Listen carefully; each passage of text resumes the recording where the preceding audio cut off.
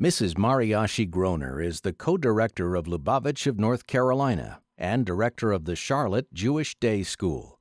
In 1976, as a high school student, she traveled to study in New York from Detroit, Michigan. I was 16. I was already in Beis Rivka. I was in boarding at my grandmother's house, and I was a little bit rebellious, at least in my head. But I was really rebelling against whatever the expectations were of a young Loubavitch girl. I had a very strong upbringing by my parents, and I was really close to them. Wasn't afraid of them. I wasn't worried about censure from them. And so when I was talking to my father one day, I told him how I felt. And I told him I was really a little bit not interested anymore in the restrictions that our life was demanding of me. He did not overreact. He did not get upset. And he said, why don't you write a letter to the Rebbe? Tell the Rebbe how you feel. Ask for his guidance on what you should do.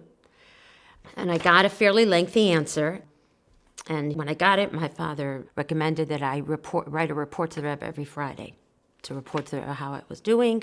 And this is what a teenager basically needs. Teenager needs somebody to stay in touch with and somebody to care. And pretty much for at least 3 or 4 reports, I got an answer every single time that I sent something in. Then after a while, the Rebbe weaned me off of that. But that's how he kept me on the straight and narrow.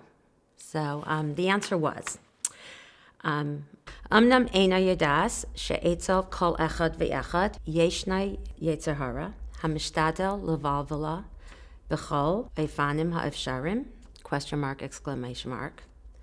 Aval hiftachnu she'kol echad ve'echad HaKadosh Baruch Hu, he underlined twice, Ezra lemiskaber alav ubimeshach hazman tira shekol hapituyim lo haya bahem mamish klal. Al pizeh pashit shebeim chas v'shalom mipnei bilbul hayetzer chaser bekiyim hamitzvah v'chulu harei zeh aveda v'hepech hasechel afilu b'nefesh habahamis v'kal lahavin. Oscar Alatian. And I lived with that answer for a while. I knew who the Rebbe was, and I knew the level of holiness the Rebbe stood at, and I knew that I was just a little compared to what the Rebbe's responsibilities were and the amount of people that the Rebbe took care of. And the fact that he even cared enough to read my letter, that he wrote me such a thorough answer, blew my mind. I mean, that just took me a while to really just absorb and process.